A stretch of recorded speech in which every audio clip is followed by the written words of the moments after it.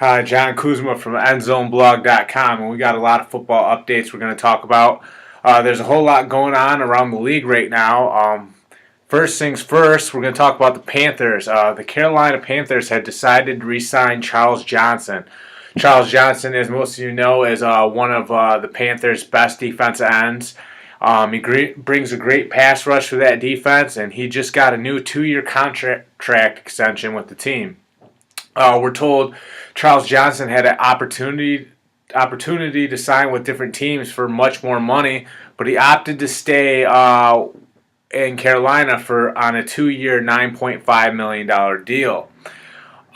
He was a third rounder with the team back in 2007. He put together 67.5 career sacks, and really this is a good move for the Carolina Panthers. They were in the Super Bowl just a couple of years ago. It was because they had, Cam Newton firing on all cylinders on offense, and they had a defense that was outstanding with Luke Kuechly, Josh Norman, and Charles Johnson all leading the charge there. So it's a good move to retain the veteran defensive end. He can help polish some of the younger guys as they develop themselves into successful football players. And it's just good to see the Carolina legend staying with the Panthers in that.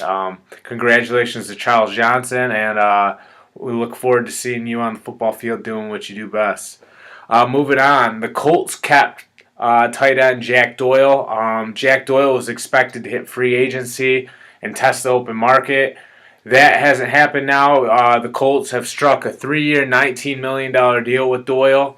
They'll also pay him $2 million in bonuses over the duration of the contract. So he has all the incentive in the world to go out and keep doing what he's been doing, especially this past season. Doyle has, emerged as the top tight end on that roster. He is second behind T.Y. Hilton in the passing game. Andrew Luck's second most productive receiver, at least this past season. So really, it was essential for the Colts to retain this guy and keep him in Indianapolis. Doyle had 59 receptions for 584 yards last year and 5 touchdowns. That's a solid chunk of the offense. And like I said, behind T.Y. Hilton, really this guy was the guy getting it done for Andrew Luck in that offense. It was a good move for the Colts. They keep an emerging player on their roster. You hate to see a guy that's just starting to peak skip town on you. So give credit to the Colts front office. They said this kid's got a great attitude. He works hard. He's just a first-class human being, and he's a professional too. He approaches the game with a professional attitude. Now that Doyle's off the market, that means Martellus Bennett and Jared Cook are the top 2 tight ends on the market. We'll see what teams make a push for those 2 tight end services. But as for now, Jack Doyle will remain with the Indianapolis Colts. Definitely a win for Indy. Continuing on, Mike Glennon. Most of you have heard that Mike Glennon is being courted by a few teams, most notably the Jets, we've heard, and the Chicago Bears. Well, it looks like Chicago is the front runner in that sweepstakes for Mike Glennon. It's been rumored that Mike Glennon could fetch up to $15 million if he signs with the Bears. I don't know about you, but when I hear that, I immediately think of the Jay Cutler contract. If you're not familiar, the Chicago Bears overpaid big time for Jay Cutler, and then Jay Cutler flopped. And really, the Bears are stuck with that contract, and they're probably going to have to buy out a significant portion of that contract. So, to not even be over that yet, I don't even think Cutler is off the Bears roster yet, and already be in negotiations to landing a very expensive quarterback. It's just more of the same old Bears to me. They messed up with Jay Cutler. They could reach again with Mike Glennon. And really, even though John Fox has that program trending a little bit in the right direction, it's still the same old thing from the Chicago Bears. Reaching on quarterbacks, and this one could blow up in their face too. I mean, there has been some promise to Mike Glennon, though. He has thrown for 30 touchdowns and only 15 interceptions in his career. He has 4,100 passing yards and a passer rating 84.6. He's only 27 years old, so he has plenty of time to come in and be the guy for the Bears for at least 5, 6, 7 years. And he's 6'6", 232 pounds, so he can see over the line better than most quarterbacks in the league. And not a lot of his passes get batted down because his release point is so high, being 6'6". He's been a good quarterback when given the opportunity. If the Bucs didn't draft Jameis Winston, this guy would certainly be at the helm and leading the Buccaneers right now. He's a good player. There is some potential there. I don't know if he's worth $15 million a season, but hey, the Chicago Bears need something, and maybe they believe that this guy really can be their savior. I feel like maybe they're going to get the Houston Texans treatment, and he's going to be a little bit like Brock Osweiler was. But, I mean, you'd have to argue that Glennon was a little bit more successful than Osweiler has been. Similar player. They're both tall quarterbacks. I think Glennon's a little bit heavier than Osweiler is. But we'll see if Chicago ultimately makes that deal and, how it affects that football team.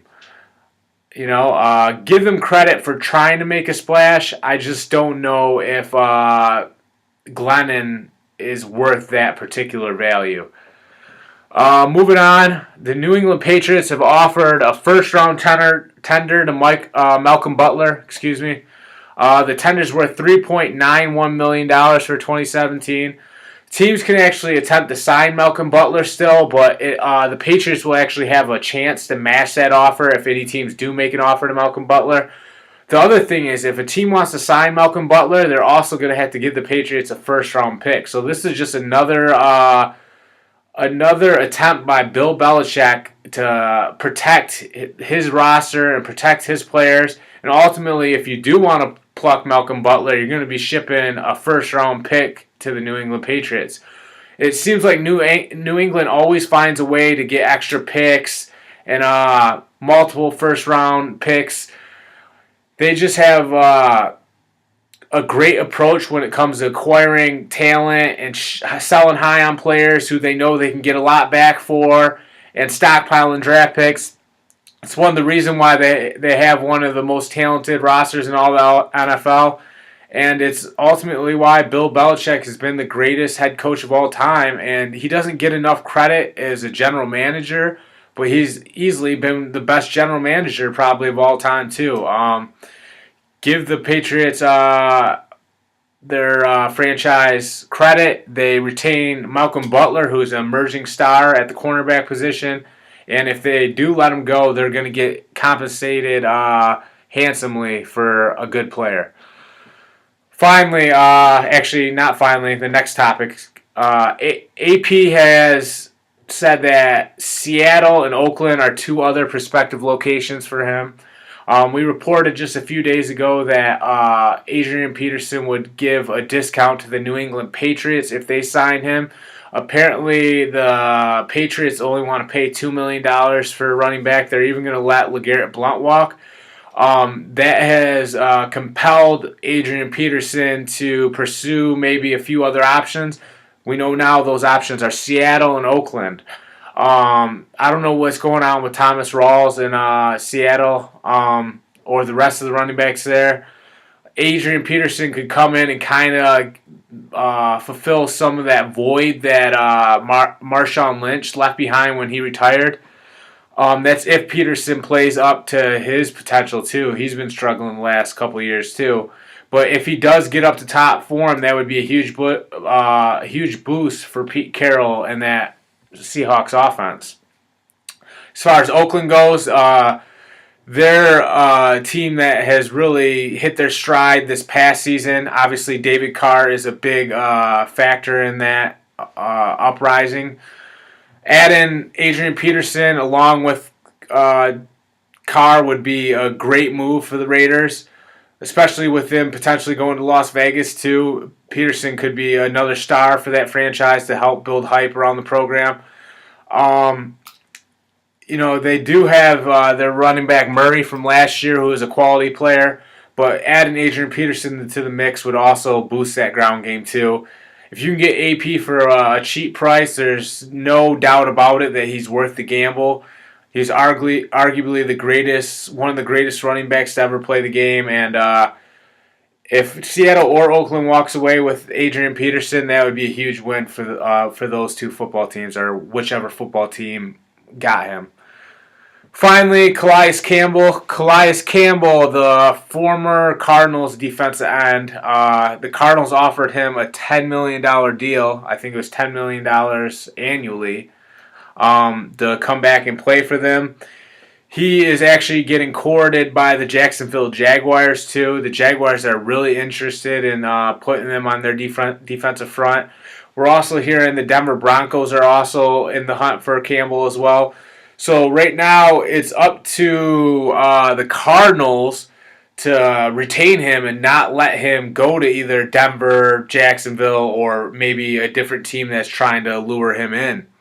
The Cardinals haven't been able to do that so far, and we're told that Calais Campbell believes he can get more than a $10 million contract. So maybe money will drive him away from Arizona. He's been a good player there for a long time. I think he's around 30 years old now. He would really help Jacksonville. Jacksonville struggled last year with, I think, 3-13 record. They need all the talent they can get on their roster. Campbell would be a great addition. We'll see if they ultimately can do what it takes to get him away from the Cardinals. That's going to give their team a better chance to compete. Jacksonville, they got a lot of problems there. Blake Bortles hasn't panned out. The defense has underachieved. And Calais Campbell, maybe that guy can come in and provide a positive impact for this football team. That's all we have for tonight. Thanks for tuning in as always. Go visit endzoneblog.com if you're looking for some pro football content. And check out our Twitter, our Facebook. We're on Google Plus too. We're doing everything we can every day to grow the business and give you top quality football content. Thanks for your time as always. I'm Jon Kuzma. Have a great night.